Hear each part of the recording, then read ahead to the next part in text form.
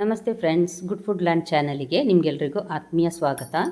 ಇವತ್ತೊಂದು ವೆಜ್ ರೋಟಿ ನಾನು ಮಾಡಿದ್ದೇನೆ ನೋಡಿ. ಖಾಲಿ ಚಪಾತಿ ಮಾಡಿ ತಿನ್ನುವುದಕ್ಕಿಂತ ಈ ರೀತಿ ಮಾಡಿ ತಿಂದರೆ ತುಂಬ ರುಚಿಯಾಗಿ ಬರ್ತದೆ, ಅಷ್ಟೇ ಆರೋಗ್ಯಕ್ಕೆ ಕೂಡ ಒಳ್ಳೆಯದು. ಅದರ ಜೊತೆ ನಿಮಗೊಂದು ಸ್ಪೆಷಲ್ ಚಟ್ನಿ ಮಾಡಿ ತೋರಿಸ್ತಾ ಇದ್ದೇನೆ. ಟೊಮ್ಯಾಟೊ ಚಟ್ನಿ ಇದು ಪಕ್ಕನೆ ಆಗುವಂಥ ರೆಸಿಪಿ ಇದೆ ಎರಡು. ಖಂಡಿತ ಒಮ್ಮೆ ಟ್ರೈ ಮಾಡಿ. ಹಾಗಾದರೆ ಹೇಗೆ ಮಾಡುವುದೆಂದು ನೋಡುವ. ಇವತ್ತಿನ ರುಚಿಯಾದ ಚಪಾತಿ ರೋಟಿ ಏನು ಬೇಕಾದರೂ ಹೇಳ್ಬೋದು. ಇಲ್ಲಿ ನೋಡಿ, ನಾನು 1 ಕಪ್ಪಿನಷ್ಟು ಜೋಳದ ಹಿಟ್ಟು ತೆಗೆದುಕೊಂಡಿದ್ದೇನೆ. ಇದಕ್ಕೆ ಒಂದು 2 ಕಪ್ಪಿನಷ್ಟು ಗೋಧಿ ಹಿಟ್ಟು ನಾನು ಕೈಯಲ್ಲೇ ಒಂದು ಮುಷ್ಟಿ ಹಿಡಿದು ಹಾಕಿದ್ದೇನೆ. ಸಾಧಾರಣ ಒಂದು 2 ಕಪ್ ಇದೆ. ಇದಕ್ಕೆ 1 ಕಪ್ಪಿನಷ್ಟು ಸಣ್ಣಗೆ ತುರಿದ ಕ್ಯಾರೆಟ್, ಮತ್ತು ಸಣ್ಣಗೆ ಕಟ್ ಮಾಡಿದ, ತುಂಬ ಸಣ್ಣ ಕಟ್ ಮಾಡಿದ 1 ಕಪ್ಪಿನಷ್ಟು ಈರುಳ್ಳಿ, 1 ಹಿಡಿಯಷ್ಟು ಮೆಂತ್ಯ ಸೊಪ್ಪು, 1 ಹಿಡಿಯಷ್ಟು ಕೊತ್ತಂಬರಿ ಸೊಪ್ಪು. ಇದು ನೋಡಿ ಕ್ರಷ್ ಮಾಡಿ ಹಾಕಿದಂತಹ 1 ಟೀ ಸ್ಪೂನ್ ಶುಂಠಿ, ಮತ್ತು ಖಾರಕ್ಕೆ ನೋಡಿ 1-2 ಕಾಯಿ ಮೆಣಸು, 1 ಚಮಚ ಜೀರಿಗೆ, ಒಂದು ಅರ್ಧ ಚಮಚದಷ್ಟು ಓಂಕಾಳು, ರುಚಿಗೆ ತಕ್ಕಷ್ಟು ಉಪ್ಪು, ಹಾಗೂ 1-2 ಚಮಚ ಎಣ್ಣೆ ಹಾಕಬೇಕು. ಯಾವುದೇ ಎಣ್ಣೆಯನ್ನು ಹಾಕಬಹುದು. ಇದಕ್ಕೆ ಒಂದು ಸಲ ಈ ರೀತಿ ಮಿಕ್ಸ್ ಮಾಡುವ ನಾವು. 1 ಕಪ್ಪಿನಷ್ಟು ಸಣ್ಣಗೆ ತುರಿದ ಪನ್ನೀರಿದು, ಇದನ್ನು ಸಹ ನಾನು ಇದಕ್ಕೆ ಹಾಕಿ ಮಿಕ್ಸ್ ಮಾಡ್ತಾ ಇದ್ದೇನೆ ನೋಡಿ.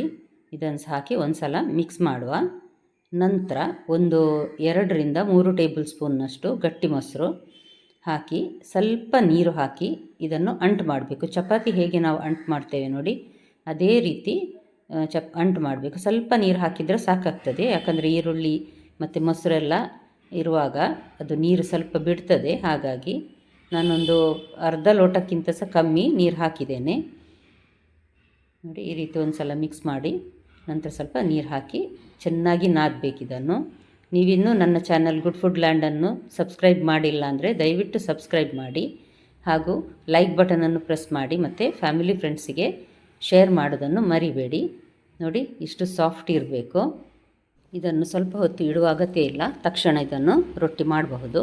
ನೋಡಿ, ನಿಮಗೆ ಎಷ್ಟು ದೊಡ್ಡದು ಬೇಕು ನೋಡಿ ಅಷ್ಟು ದೊಡ್ಡ ಉಂಡೆ ಮಾಡಿ ಈ ರೀತಿ ಲಟ್ಟಿಸಿದರೆ ಆಯಿತು. ಸ್ವಲ್ಪ ಹುಡಿ ಹಾಕಬೇಕಾಗ್ತದೆ ಗೋಧಿ ಹಿಟ್ಟು ನೋಡಿ. ಈ ರೀತಿ ಲಟ್ಟಿಸಿ ತವವನ್ನು ನಾನು ಈಗಾಗಲೇ ಬಿಸಿಯಾಗಲಿಕ್ಕೆ ಇಟ್ಟಿದ್ದೇನೆ. ತುಪ್ಪ ಉಪಯೋಗಿಸ್ತಾ ಇದ್ದೇನೆ ನಾನು.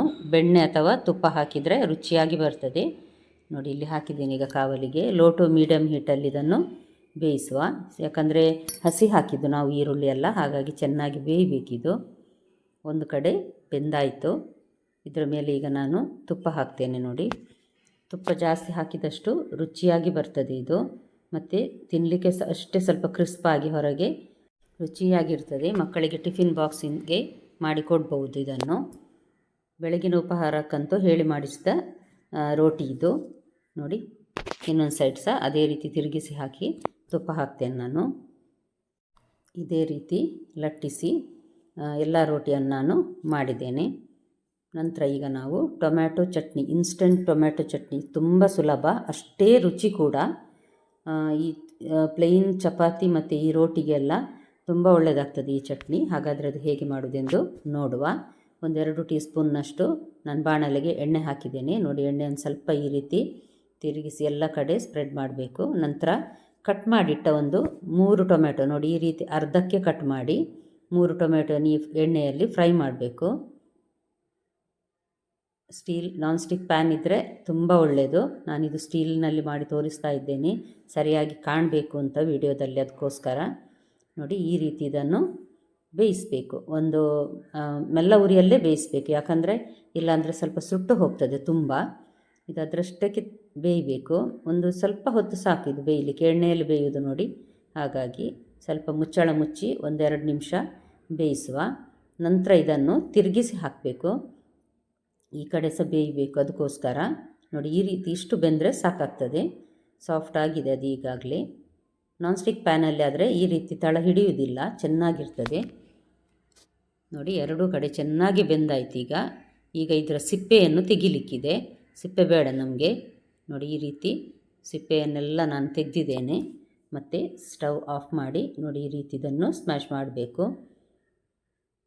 ತಣ್ಣಗಾದರೆ ಕೈಯಲ್ಲೇ ಮಾಡ್ಬೋದು. ಇದು ಬಿಸಿ ಇದೆ, ನಿಮಗೆ ತೋರಿಸ್ಲಿಕ್ಕೋಸ್ಕರ ತಕ್ಷಣ ಮಾಡ್ತಾ ಇದ್ದೇನೆ. ಈ ರೀತಿ ಪೂರ ಟೊಮ್ಯಾಟೊ ಮ್ಯಾಶ್ ಆಗಬೇಕು. ನಂತರ ಇಲ್ಲಿ ಒಂದು 2 ಚಮಚದಷ್ಟು ಎಣ್ಣೆ, ಇದಕ್ಕೆ ಒಂದು ಒಗ್ಗರಣೆ ಕೊಡಲಿಕ್ಕಿದೆ ಅಷ್ಟೇ. 2 ಚಮಚ ಎಣ್ಣೆ, ಒಂದು ಅರ್ಧ ಚಮಚ ಸಾಸಿವೆ, ಅರ್ಧ ಚಮಚ ಜೀರಿಗೆ ಚಟಪಟ ಅಂದಾಗ ನೋಡಿ ಖಾರಕ್ಕೆ ನೋಡಿ ನಾವು ಕೆಂಪು ಮೆಣಸಿನ ಪುಡಿ ಹಾಕಬೇಕು. ಇಷ್ಟು ಹಾಕಿದರೆ ಚಟ್ನಿ ರೆಡಿ. ಕರಿಬೇವು ಸಹ ಹಾಕ್ಬೋದು, ನಾನು ಹಾಕಲಿಲ್ಲ ನೋಡಿ. ಇದಕ್ಕೆ ಟೊಮೆಟೊಕ್ಕೆ ಹಾಕಿದ್ದನ್ನು ಒಂದು ಸಲ ಚೆನ್ನಾಗಿ ಮಿಕ್ಸ್ ಮಾಡುವ. ನಂತರ ಸ್ವಲ್ಪ ಜಾಸ್ತಿಯೇ ಕೊತ್ತಂಬರಿ ಸೊಪ್ಪನ್ನು ಉದುರಿಸಬೇಕು. ಮತ್ತು ರುಚಿಗೆ ನೋಡಿ ಉಪ್ಪು ಹಾಕಬೇಕು. ನಾನು ಉಪ್ಪಿನ ಹುಡಿ ಹಾಕಿದ್ದೇನೆ. ಕೊನೆಗೆ ಒಂದು ಮಧ್ಯಮ ಗಾತ್ರದ ಈರುಳ್ಳಿಯನ್ನು ಸಣ್ಣಗೆ ಕಟ್ ಮಾಡಿ, ತುಂಬ ಸಣ್ಣಗೆ ಕಟ್ ಮಾಡಿ ಈ ರೀತಿ ಮಿಕ್ಸ್ ಮಾಡಿ ಒಂದು ಹಿಡಿಯಷ್ಟು ಕೊತ್ತಂಬರಿ ಸೊಪ್ಪು ಉದುರಿಸಿದರೆ ಟೊಮ್ಯಾಟೊ ಚಟ್ನಿ ರೆಡಿಯಾಗಿದೆ. ತುಂಬ ರುಚಿಯಾದ ಇದು ಚಟ್ನಿ. ದೋಸೆಗೆ, ರೋಟಿಗೆ, ಗಂಜಿಗೆಲ್ಲ ತುಂಬ ಒಳ್ಳೆಯದಾಗ್ತದೆ. ಖಂಡಿತ ಒಮ್ಮೆ ಈ ರೀತಿಯ ಪರೋಟ ಮತ್ತು ಈ ಚಟ್ನಿಯನ್ನು ಟ್ರೈ ಮಾಡಿ ನೋಡಿ ಫ್ರೆಂಡ್ಸ್. ನಾಳೆ ಇನ್ನೊಂದು ಹೊಸ ರೆಸಿಪಿಯೊಂದಿಗೆ ಮತ್ತೆ ಭೇಟಿ ಆಗ್ತೇನೆ.